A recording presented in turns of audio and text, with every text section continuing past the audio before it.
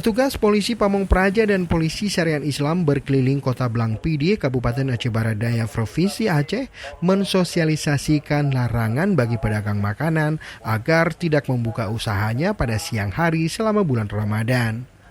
Sesuai dengan surat imbauan bersama yang dikeluarkan pemerintah setempat, pedagang makanan baru dibolehkan membuka usahanya mulai pukul 16 atau pukul 4 sore setelah sholat asar. Pelaku usaha juga diminta menutup usahanya selama proses berlangsungnya sholat tarawih. Sosialisasi ini mulai rutin digencarkan karena banyak pedagang makanan, terutama pedagang takjil buka puasa, yang mulai membuka usahanya sebelum batas waktu yang telah ditetapkan. Ini masih kita imbauan. Nanti akan dilakukan sosialisasi langsung ataupun penyediakan dengan unsur musbika. Karena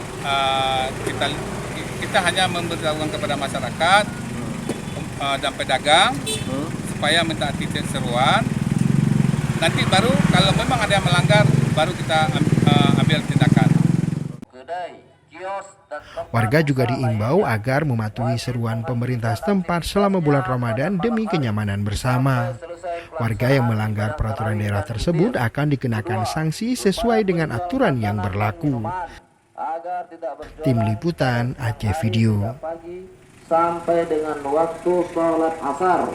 Ketiga,